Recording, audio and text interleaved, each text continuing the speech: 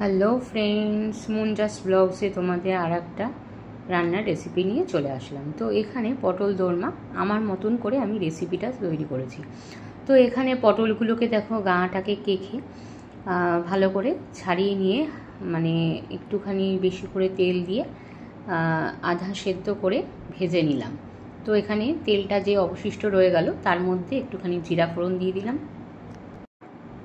তো জিরাটাকে একটু হালকা করে ভেজে নিয়ে এর মধ্যে আমি পটলের দানাগুলো আর একটু রসুন দিয়ে কাঁচা লঙ্কা দিয়ে পেস্ট বানিয়ে রেখে দিয়েছিলাম। তো সেটাই আমি গরম তেলের মধ্যে দিয়ে দিলাম। তো ভালো করে এটাকে একটুখানি ফ্রাই করব। তো ফ্রাই করার পরে ওই একটুখানি আলু দিয়ে দেব। তার আগে হচ্ছে আদা রসুন বাটা এটাও দিয়ে দিলাম।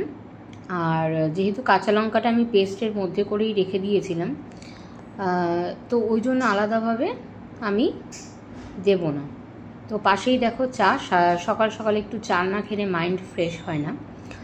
তো এখানে আমি গ্রেভিটার মধ্যেই মানে গ্রেভি ঠিক না, মানে পেস্টটার মধ্যেই আমি পুর আর কি, পুরের মধ্যে আমি একটুখানি জিরার গুঁড়ো, ধনের গুঁড়ো আর কাশ্মীরি লঙ্কার গুঁড়ো দিয়ে দিলাম। তো বললাম যে আগেই যে তোমাদের মানে এর মধ্যে আমি আলুটা দিয়ে দিয়েছিলাম। তো আলু একটু পুরটাকে বাড়ানোর জন্য আমি আলুটা ব্যবহার করেছি। তোমরা এটা স্কিপও করে যেতে পারো, অসুবিধা নেই। তো এর মধ্যে এর পরিবর্তে তুমি নারকেল কোড়া, চিংড়ি মাছ এগুলোও দিতে পারো। তো আমি সেটা ব্যবহার করিনি, কেননা আমার ঠিক ছিল না ঘরের মধ্যে চিংড়ি মাছ, ঠিক আছে।